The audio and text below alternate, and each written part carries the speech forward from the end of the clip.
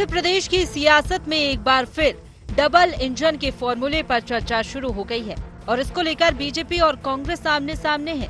इस पर चर्चा तब शुरू हुई जब मध्य प्रदेश के चुनाव में कर्नाटक के कांग्रेस नेता डीके शिवकुमार को चुनावी रणनीतिकार के तौर पर उतारे जाने की बात सामने आई। इस पर गृह एवं जेल मंत्री डॉक्टर नरोत्तम मिश्रा ने कहा कि मध्य प्रदेश में कांग्रेस को तबाह करने के लिए पहले से ही 2 डीके मौजूद हैं। उनका इशारा दिग्विजय और कमलनाथ की ओर था। डी और के पहले से हैं, यहाँ तो डी मतलब दिग्विजय सिंह जी, के मतलब कमलनाथ जी। बर्बाद कांग्रेस करने को 2 ही डी के काफी हैं। बाहर के डी के आ जाएंगे तो अंजाम कांग्रेस क्या होगा। आयातित लोगों से काम नहीं चलने वाला मध्य प्रदेश में। अब कांग्रेस के बारे में समझ गई है जनता। डॉक्टर नरोत्तम मिश्रा के इस बयान पर कांग्रेस ने कहा कि कमलनाथ और दिग्विजय कांग्रेस के डबल इंजन हैं। इस पर फिर डॉक्टर नरोत्तम मिश्रा ने तंज कस दिया। उन्होंने कहा कमलनाथ और दिग्विजय पुराने भाप वाले इंजन हैं जो खटारा हो चुके हैं। जमाना अब मोदी जैसे इलेक्ट्रिक इंजनों का है। वो बुजुर्गवार नेता हैं दिग्विजय सिंह, कमलनाथ, और उनको कांग्रेस के लोगों ने डबल इंजन कहा है। तो मैं जिनने कहा है उनको बता दूं कि ये कोयले के इंजनों का जमाना अब खत्म हो गया। कोयले के इंजन अब खड़े हो गए हैं सब। इलेक्ट्रिक इंजन देखो अब कैसे विकास का पूरे विश्व के अंदर परचम लहरा रहा है, कैसा पूरा विश्व हमारे मोदी जी का अभिनंदन करता है, वंदन करता है। डॉक्टर नरोत्तम मिश्रा का इशारा बीजेपी के डबल इंजन के चुनावी फॉर्मूले की ओर था, जिसमें बीजेपी केंद्र और राज्य में एक ही पार्टी की सरकार होने पर विकास तेज होने का हवाला देकर वोट मांगती है। डॉक्टर नरोत्तम मिश्रा के इस बयान पर हिमाचल और कर्नाटक के चुनाव का हवाला देकर कांग्रेस ने इसे फेल बता दिया। अगर डबल इंजन सफल होता तो हिमाचल प्रदेश में इनकी सरकार बन जाती। अगर डबल इंजन सफल होता तो कर्नाटक में इनकी सरकार। ये इंजन फेल हो चुके हैं। अब 23 में तो ये सब स्टेट में जो चुनाव है यहाँ फेल होंगे इंजन, और 24 में बड़ा इंजन फेल हो जाएगा, पटरी से बाहर आ जाएगा। तो ये इनके डबल इंजन तो फेल हो गए, लेकिन कांग्रेस का डबल इंजन पास होगा। यही नहीं, कांग्रेस ने इसी मुद्दे के बहाने बीजेपी में बुजुर्ग नेताओं के अपमान से भी जोड़ दिया। ये कांग्रेस की प्रथा वो नहीं है जो बीजेपी की है कि लाल कृष्ण आडवाणी जी, मुरली मनोहर जोशी को साइड लाइन कर देना, जिनने इनको वहाँ तक पहुँचाया। और यही आडवाणी जी की वो करते थे, हर एक कार्यक्रम में बुलाते थे मुख्यमंत्री। जब देखा कि मामला बाहर हो चुका है तो आज तक नहीं बुलाया। और दूसरा कांग्रेस की प्रथा है कि जो बुजुर्ग लोग हैं उनका सम्मान, उनके अनुभव का पूरा लाभ लेना। और ये बीजेपी की है कि जो हो गया 60 से ऊपर उसको रिटायर कर दो। कांग्रेस ये नहीं करती है। मध्य प्रदेश में 2023 की चुनावी जंग विकट होती जा रही है। बीजेपी हो या कांग्रेस, दोनों इसमें पूरा जोर लगा रही हैं। दोनों पार्टियों के प्रदेश संगठन के साथ केंद्रीय नेतृत्व भी इसमें उतर रहा है। इसे ही डबल इंजन की चुनावी रेल कहा जाने लगा है। देखना ये है कि दोनों में किसकी रेल तेज दौड़ती है। Bureau report, IND 24।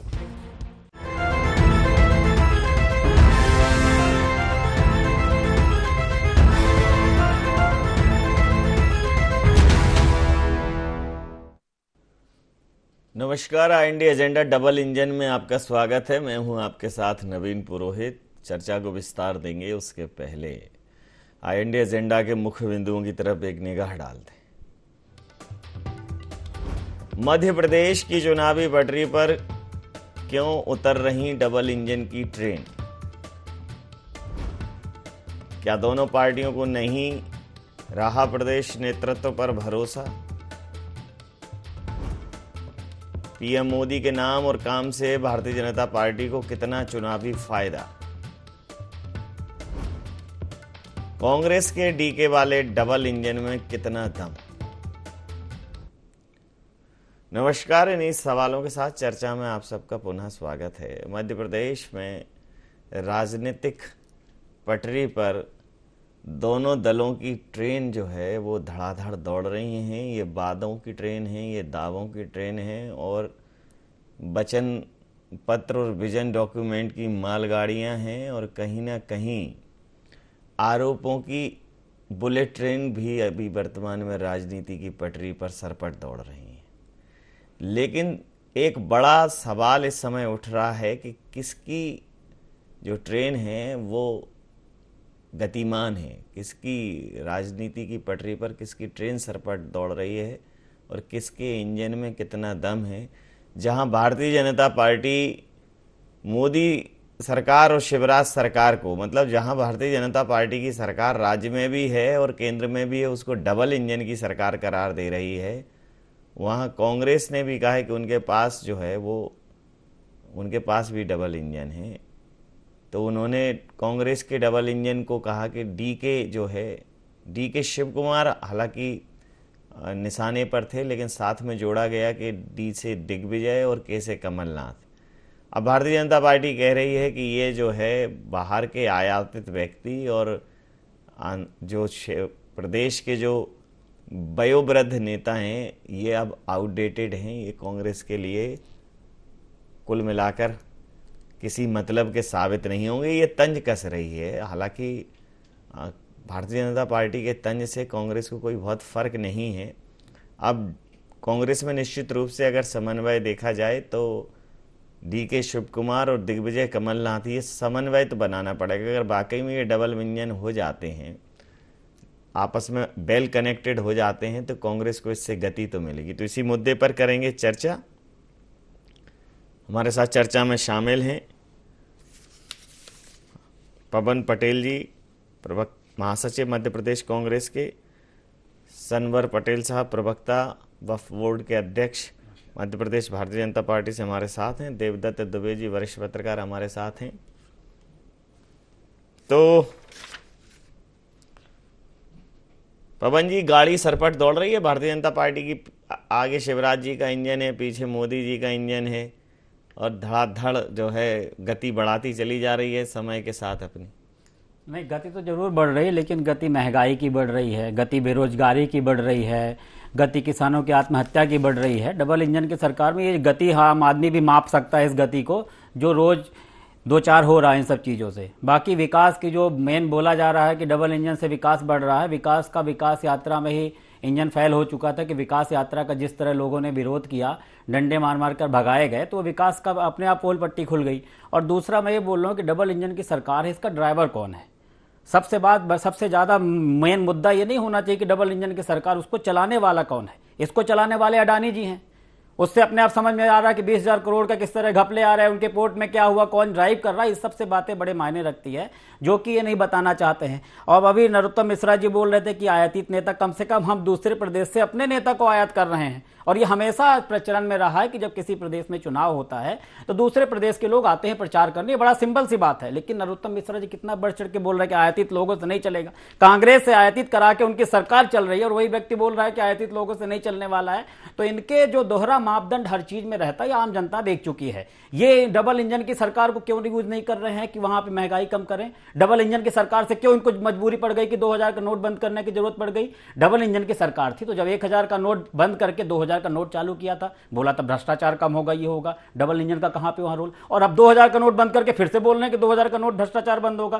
तो डबल इंजन सरकार की जरूरत क्या है। जब भ्रष्टाचार आतंकवाद बढ़े आप नोटबंदी कर दीजिए। इस तरह की सरकार के औचित्य क्या है, क्या जरूरत है। जब नोट बंद करने से ही आपका आतंकवाद कम हो जाता है। पहले आपने या तो माफी मांगनी चाहिए भारतीय जनता पार्टी को, या तो आपने गलत काम किया 1000 का नोट बंद करके 2000 का नोट चालू करके, या तो फिर आप 2000 का नोट बंद करके माफी करें। एक ना एक तो गलती है, उसको एक्सेप्ट करें। तो डबल इंजन की सरकार, ये सिर्फ महंगाई बढ़ाने के लिए डबल स्पीड किया है इन्होंने, बेरोजगारी बढ़ाने के लिए किया है। आज हम यहां मिलकर आए, डीपीआई के सामने जो चाइनीज शिक्षक बैठे हुए, आज उनसे मैं मिलकर आया हुआ। उन्होंने बोला 2 मिनट हमारी बात रखिएगा। ये डबल इंजन की सरकार है, इनका कोई नुमाइंदा आज तक उनसे मिलने नहीं गया। ये तानाशाही की सरकार है, डबल इंजन की सरकार नहीं है। ये डबल इंजन की सरकार नहीं है। और आप बाहर के नेता को जब कांग्रेस के लिए वो बतौर प्रभारी या अन्य तमाम पदों पर आकर कांग्रेस के लिए काम करते हैं, कांग्रेस के नेता हैं, तो वो आयातित हैं। और जो आपके यहाँ आए जिनसे सरकार चल रही है, ये पवन पटेल जी कह रहे हैं। हालांकि पवन जी के मन में कसक है, अभी भी पवन जी उन्हें अपना मानते हैं सनवर जी। देखिए, कसक तो रहेगी। ये इनके प्रकरण 15 साल में मौका मिला था। अब 15 साल के मौके के बाद जब वो अपने लोगों को संभाल नहीं पाए, अब कसक तो ये कि हम अपने लोगों को क्यों नहीं संभाल पाए। कसक ये है कि हमने अपने अच्छे नेताओं की कदर क्यों नहीं की और आखिर सरकार चली गई। तो कसक इनकी लाजमी है और रहना भी चाहिए, लेकिन उसके लिए इनको मंथन करना चाहिए कि कमी कहां रह जाती है। इनको मंथन करना पड़ेगा कि कहाँ कमी रह जाती है कि हमारे अच्छे लोग हमें छोड़कर चले जाते हैं। और यही कारण रहा पिछली सरकार में कि ये 15 माह की सरकार में क्यों इन्होंने त्राहिमाम मचाया, क्यों हाहाकार मचाया। और उस त्राहिमाम हाहाकार के बीच में जब सिंधिया जी ने कहा कि आप हमको वचन पत्र पूरा करना होंगे और वचन पत्र पूरा नहीं किए तो हम रोड पर उतरेंगे, तो इन्होंने कहा आप पूरे दम से कि उतर जाइए रोड पर। उतर गए वो रोड पर, इस्तीफे दिए 28 विधायकों ने, चुनाव हुए लोकतांत्रिक तरीके से और 28 में से 19 सीटें भारतीय जनता पार्टी जीती है। तो पूरे लोकतांत्रिक तरीके से और पूरे सही तरीके से यह सरकार बनी और सरकार ने फिर से मध्य प्रदेश को बचाने का बीड़ा उठाया। जो 15 माह का त्राहिमाम था उसको दूर किया और गांव गरीब किसान का भला करते हुए मध्य प्रदेश को समृद्धशाली बनाने का काम किया।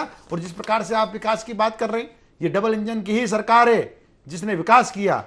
आप तुलना कीजिए 2003 से क्या हाल थे, आप तुलना कीजिए कि दिग्विजय सिंह साहब के की सरकार में क्या हाल मध्य प्रदेश के थे। तो आज आपको दिखेगा कि जहां रोडें नहीं थी आज चमचमाती हुई रोडें हैं, रोडों का जाल है। मध्य प्रदेश में अंदर आने से पहले गड्ढों से मध्य प्रदेश की पहचान बना दी थी आपने, आज चमचमाती हुई रोडों से मध्य प्रदेश की पहचान है। आज बिजली के क्या हाल थे, पानी के क्या हाल थे, किसान की हालत क्या थी। विकास, इसी को विकास कहते हैं जो विकास मध्य प्रदेश में दिख रहा है। ये विकास पर बात नहीं करेंगे। प्रतिक्रिया ले लेता हूं आपकी बात पर। देवदत्त दुबे जी मेरे साथ हैं। देवदत्त जी, ये डबल इंजन की सरकार जो है बहुत तेज गति से चल रही है, बहुत अच्छी बात है, लेकिन इसके स्टॉपेज बहुत कम है। वहां नहीं रुक रही है जहां आम आदमी खड़ा रहता है। देखिए क्या है कि देश 70% तो चलता है मेमू ट्रेन से या इंटरसिटी से, जो हर छोटे स्टेशन पर रुकती हैं उसके होने की सार्थकता को सिद्ध करती। ये तो गिने चुने स्टॉपेज ले रही है, चल बहुत स्पीड से रही है। लोग इसको देख के खुश भले ही हो जाएं, बहुत स्पीड से चल रही है, धड़ धड़ धड़ धड़ धड़ धड़। तो कांग्रेस का कहना यह है कि भाई उनका भी इंजन डबल है, लेकिन उनका रुकता है, उस जगह रुकती है उनकी ट्रेन जहां आम आदमी की ज़रूरत होती है। बेरोजगारी के स्टेशन पर रुकती है, महंगाई के स्टेशन पर रुकती है, अशिक्षा के स्टेशन पर रुकती है, गरीबी के स्टेशन पर रुकती है और लोड करती है, वो शिफ्ट करती है कि थोड़ा इन चीज़ों पर रुकती है। बाकी ये ट्रेन धड़धड़ाती हुई निकल जाती है, चमचमाती हुई जगहों पर रुकती है। शाइनिंग इंडिया और भारत के बीच का एक फ़र्क दिखता है। ये अब कांग्रेस ये इस पर फोकस है कि भाई ये अमीरों की सरकार है, ये उद्योगपतियों की सरकार है, इसका आम आदमी से सरोकार नहीं है। ऐसा कांग्रेस अब भारतीय जनता पार्टी को लेकर एक स्थापित करना चाहती है मानस। क्या कहेंगे? देखिए, लगातार सत्ता में पंचायत से लेकर पार्लियामेंट तक भाजपा है, तो स्वाभाविक रूप से एंटी इनकम्बेंसी भाजपा के खिलाफ पनप रही है और वो चीज़ें जो किसी लहर में नज़रअंदाज हो जाती है। अब जबकि मुकाबले कड़े होने लगे, जैसा कि जिन राज्यों में अभी चुनाव हुए कोई लहर काम नहीं की, मुकाबला मैनेजमेंट पर, प्रत्याशियों पर था, तो डबल इंजन वहाँ काम नहीं कर पाया, न हिमाचल में न कर्नाटक में। तो ये उत्साह बढ़ता है कांग्रेसियों का मध्य प्रदेश में, राजस्थान में, छत्तीसगढ़ में एक मनोबल बढ़ता है कि क्योंकि अभी तक तो जीत लगातार भाजपा की हो रही थी, लेकिन जो रुकी है तो उसमें डबल इंजन में उनमें देखा कि डबल इंजन भी अब काम नहीं कर पा रहा यदि हम फोर्स के साथ काम करेंगे। तो ये जो परिस्थितियाँ देश में बन गई हैं, अब बहुत अलग तरह की परिस्थिति बन गई है, अलग तरह से विचार विमर्श शुरू हो गया, अलग तरह से ध्रुवीकरण शुरू हो गया है। तो इससे दोनों ही दलों को अब मुकाबला करना पड़ेगा, कौन इस विमर्श को अपने पक्ष में ले जाता है और कौन कैसे। तो जो एक पूरा माहौल बना था अब वो वैसा माहौल नहीं रहा, अब एक अलग तरह का माहौल है पूरे देश में, प्रदेशों में।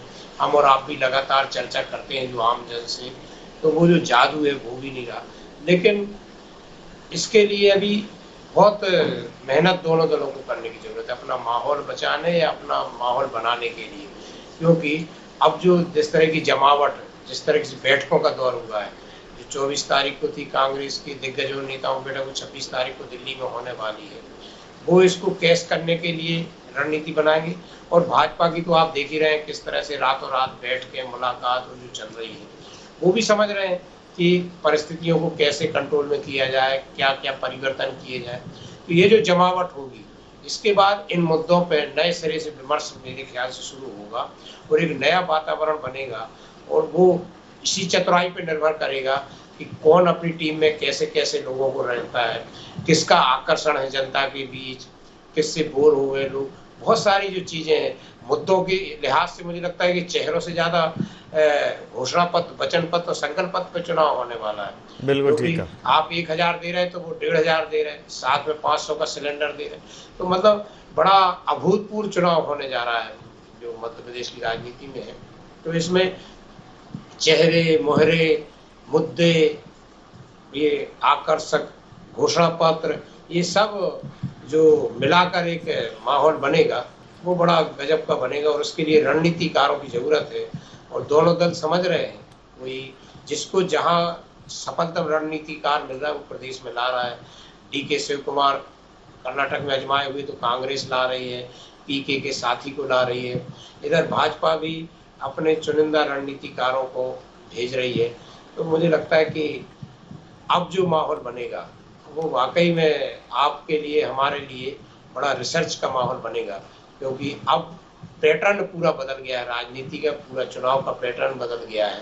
अब पहले जैसा पैटर्न नहीं रहा। एक नए सिलेबस के साथ नया दौर जो आगामी 4-5 महीने हैं बड़े रिसर्च करने के और समीक्षा करने के होंगे।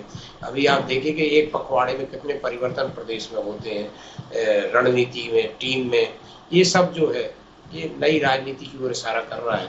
और इसमें डबल इंजन, सिंगल इंजन, कोयले का इंजन, बिजली का इंजन, कौन सा इंजन, कौन सी पटरी, जी प्रतिक्रिया लेता वो सब जी प्रतिक्रिया लेता पवन जी, इस बार सारे इंजन और उनकी क्षमताएं चेक हो जाएंगी और उनकी क्या उपयोगिताएं हैं वो भी सिद्ध हो जाएंगी। इस बार के चुनाव जो है वो सामान्य चुनाव नहीं है और कांग्रेस के लिए तो अस्तित्व के चुनाव है। नहीं, कांग्रेस के लिए अस्तित्व, देश के लिए अस्तित्व का चुनाव है, संविधान को बचाने की दिशा में अस्तित्व का चुनाव है। बेरोजगार, किसान, मजदूर जो त्राहिमाम मचाओ, सबके अस्तित्व का सवाल है, इसलिए चुनाव तो अभूतपूर्व है। सही बात है।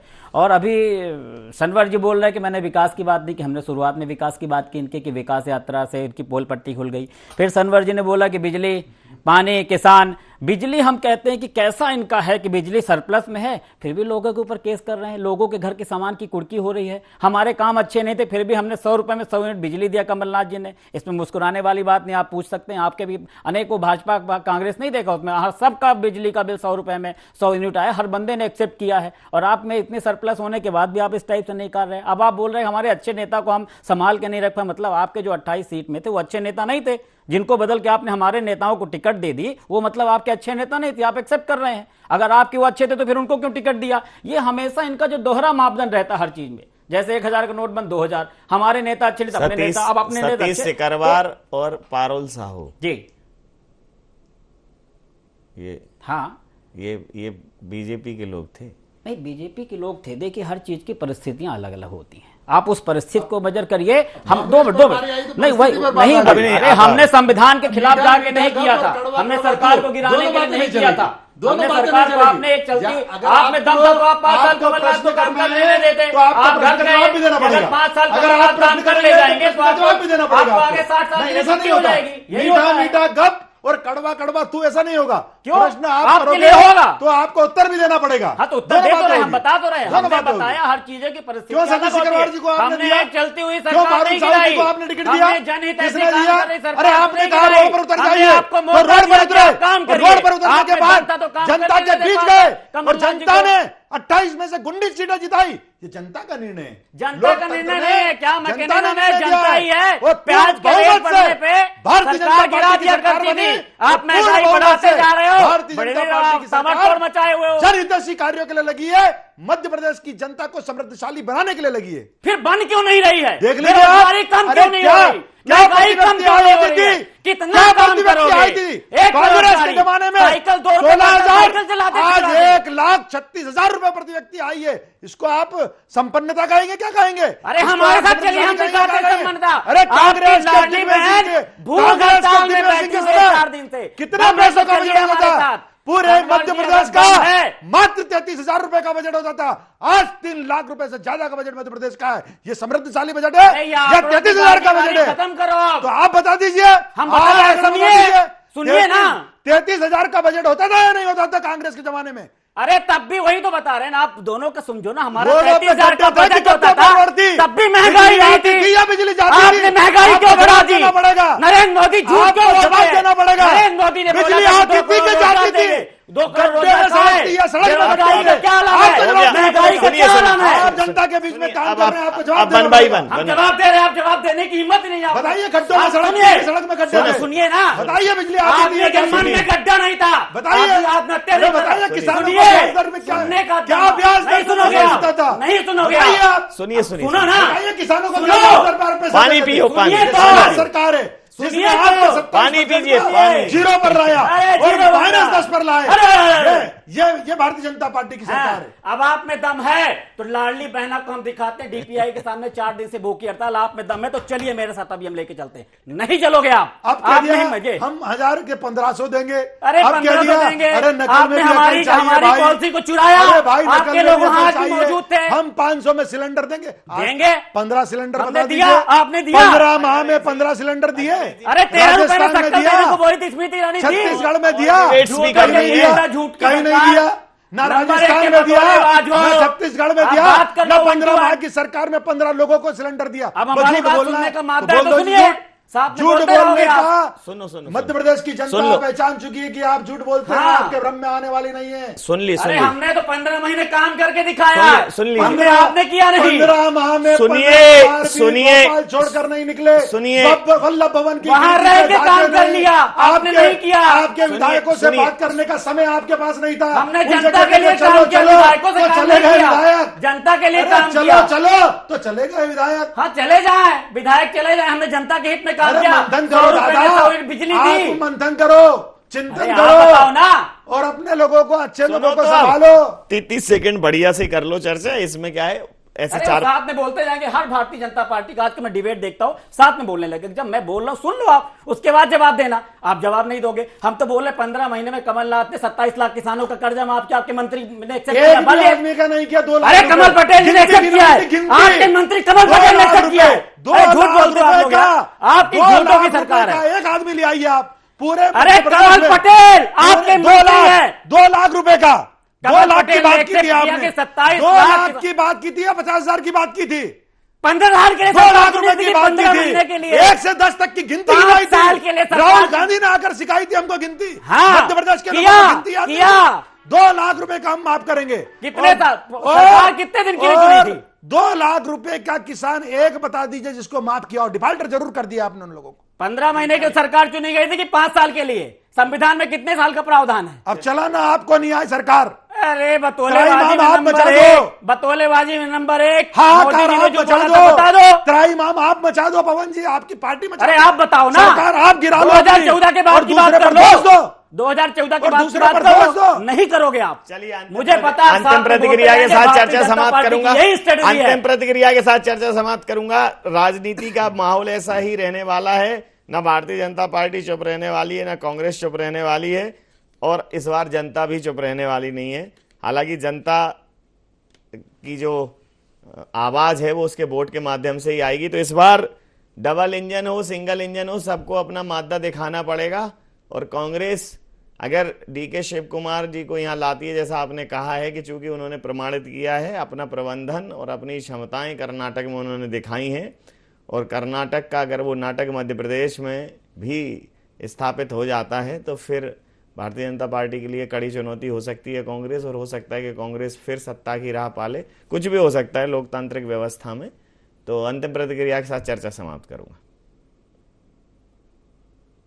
का परिणाम 2023 के चुनाव की दिशा तय कर रहा है, क्योंकि 2018 में भाजपा को चौथी बार सरकार की उम्मीद थी, नहीं आई, तो राष्ट्रीय नेतृत्व तो संभाल रहा है कमान, और सरकार 5 साल चलाने की कांग्रेस की थी तो 1.5 साल में गिर गई, तो राष्ट्रीय हाईकमान कांग्रेस का भी संभाल रहा है कि ऐसे टिकट वितरण किए जाएं जो बाद में दल ना छोड़े।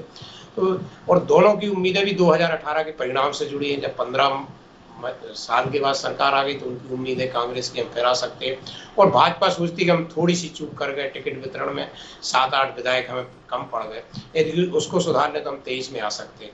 तो 2018 से बहुत कुछ जुड़ा हुआ है 23 का संग्राम, और जिस तरीके से प्रदेश में तैयारी शुरू हुई है वाकई मुकाबला अभूतपूर्व होगा। अभूतपूर्व मुकाबला होगा। समय सीमा के चलते मैं ये चर्चा यहाँ समाप्त करूंगा। आप समस्त महानुभावों का बहुत बहुत धन्यवाद, बहुत बहुत आभार। तो भारतीय जनता पार्टी और कांग्रेस दोनों कह रहे हैं कि डबल इंजन की सरकार हो या डबल इंजन की विपक्ष, किसका दमखम है सामने आ जाएगा। लेकिन मेरा कहना यह है कि इंजन कोयले का हो, बिजली का हो या भाप का, सवाल ये है कि क्या डब्बे में रिजर्वेशन है आपका। सामने से धड़धड़ाता हुआ, धूल का गुबार उड़ाता हुआ अगर राजनीति का टोला निकल जाएगा, राजनीति का जुलूस निकल जाएगा, तो आपके हिस्से में क्या आएगा।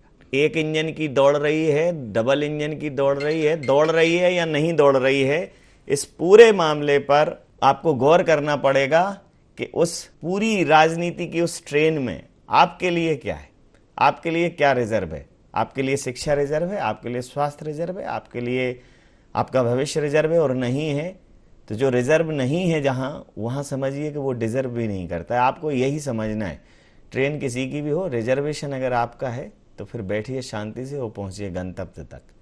आई इंडिया एजेंडा में नहीं, आप बने रहिए आई इंडिया 24 के साथ और देखते रहिए आई इंडिया 24। नमस्कार।